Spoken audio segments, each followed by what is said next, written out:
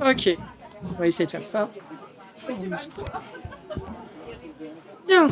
Donc, j'ai démarré l'enregistrement. Est-ce que vous confirmez qu'on vous êtes d'accord Oui, pour je qu'on suis vous d'accord. enregistre et qu'on puisse publier plus tard? Si jamais vous n'êtes pas d'accord, vous avez notre contact sur notre carte et vous me dites je suis Cécilia. Claudia, bonjour Claudia, moi c'est Benoît.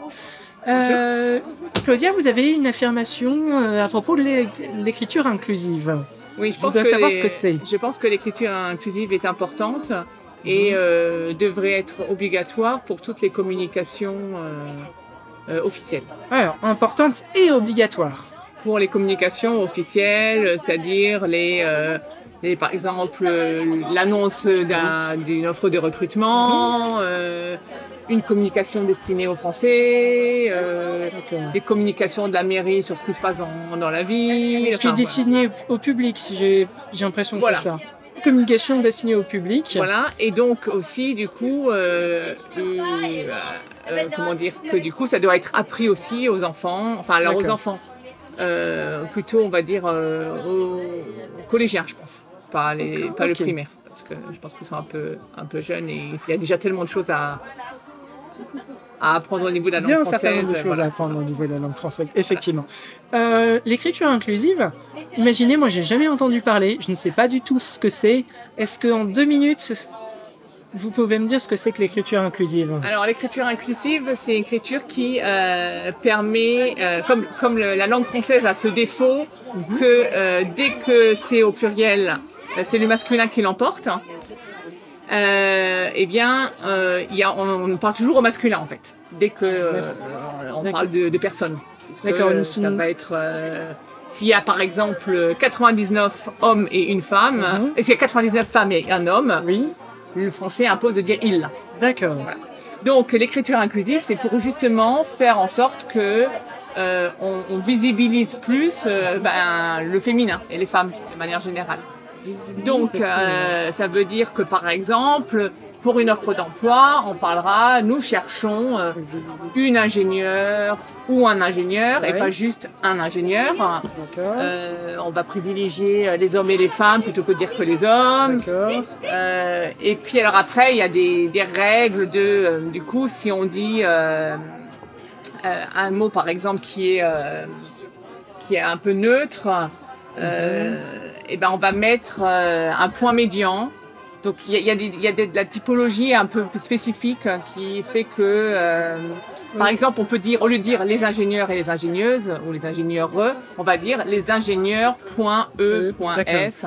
J'ai déjà vu ça, oui, j'ai déjà vu. Donc je résume. Et donc après, il y a des pronoms, par exemple, IEL, IEL, pour, au lieu de il ou elle, pour dire quelqu'un de manière non genrée. Par exemple, parce que il y a des gens qui se considèrent comme non binaires, donc qui ne s'associent pas ni au genre féminin ni au genre masculin, et qui aiment bien être appelés par quelque chose qui leur correspond mieux. Et donc, IEL, ça veut dire qu'on ne dit pas si c'est un homme ou une femme. D'accord. Ça, je pense avoir saisi le concept de ce que c'est. Donc, c'est à la fois des changements dans l'application de ce qui est utilisé d'habitude, et des changements de la grammaire, si j'ai bien compris. Oui. Ou de la graphie. Ouais. Le point médian, c'est un changement de ce que j'ai appris à l'école, pour le peu que je m'en souvienne au niveau du français, tout n'est pas là, malheureusement.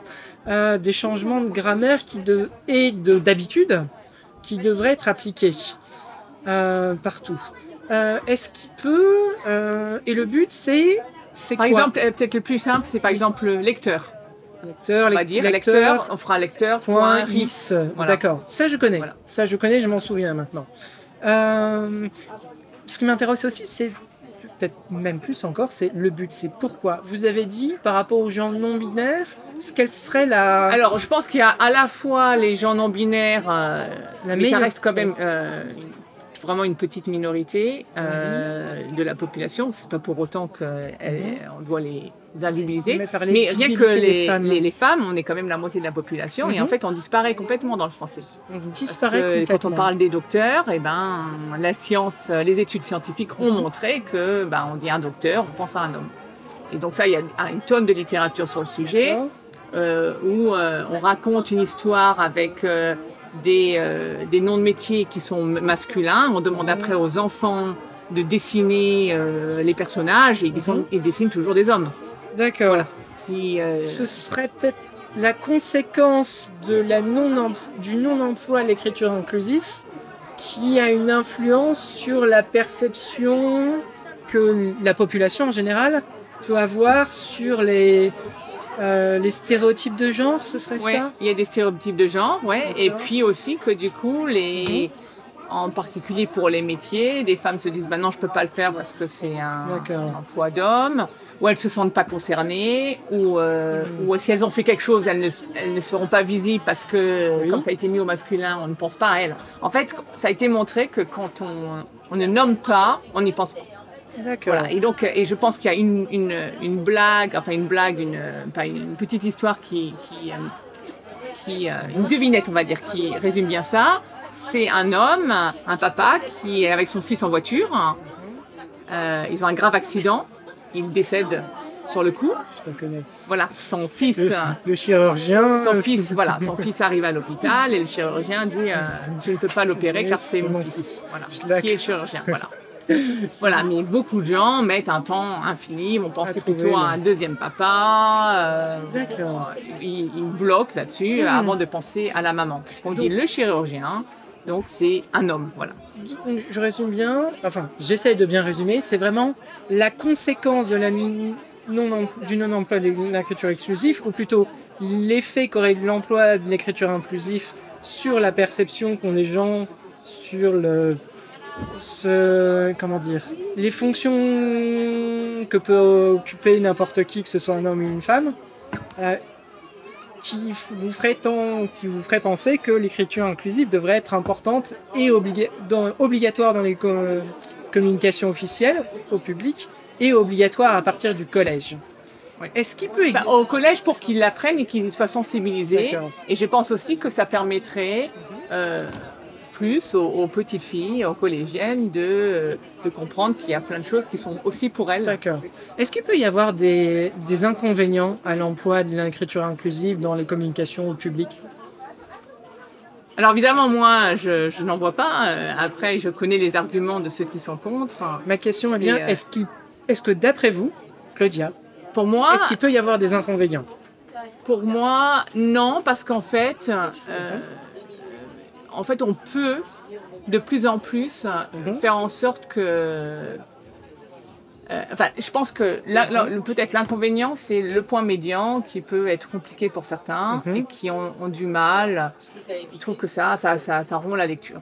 Mais moi, je pense qu'il y a plein de choses qu'on peut faire sans le point médian. On peut par exemple juste dire les hommes et les femmes. Voilà. C'est un peu plus long, mais on n'est quand même pas limité en nombre de caractères. Voilà. Et donc, plutôt que dire les lecteurs point RIS, on peut aussi dire les lecteurs et les lectrices, et ça va très bien. Donc, je pense que c'est surtout ça qu'il faut commencer à automatiser. C'est cette idée de quand on s'exprime de manière inclusive. Et le faire à l'oral aussi. Moi, je sais que je fais attention, j'enseigne, je fais attention quand j'enseigne de dire voilà. Et donc, évidemment, à l'oral, on ne va pas dire lecteur.ris. On dit les lecteurs et les lectrices. Et finalement, je pense qu'on peut aussi l'écrire comme ça. Et... Voilà. Très bien. Alors, il reste peut-être... Je sais que le sable s'en va un peu vite. On arrive à la fin. Alors, peut-être dernière question. Vous avez parlé du point médian qui est peut-être un peu compliqué et d'études scientifiques. Et c'est complètement hypothétique, je ne connais pas du tout la littérature scientifique. Je vous sortais une étude en vous disant que l'utilisation du point médian sur les communications a énormément tendance à confuser. Par exemple, les personnes âgées ont plus de mal à lire un texte en écriture inclusive qui utilise par exemple le point médian.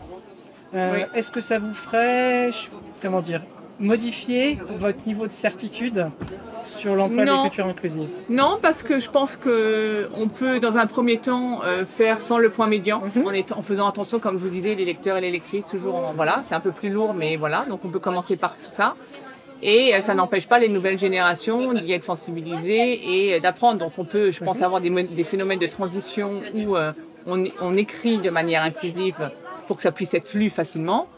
Et puis, progressivement, on peut rajouter le point médian parce que les jeunes générations vont l'apprendre, vont le comprendre, vont comprendre la signification.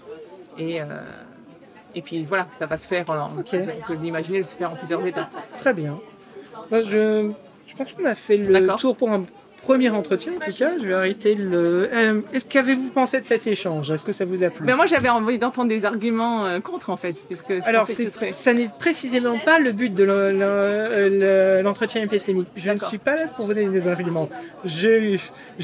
Comment dire, je peux avoir mon opinion dessus, mais mon but c'était de savoir pourquoi.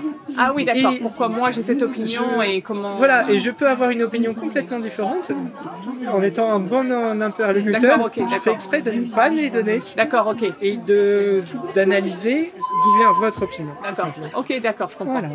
Ok. Très bien, je vous remercie. Merci. Et puis, bonne suite de... Merci.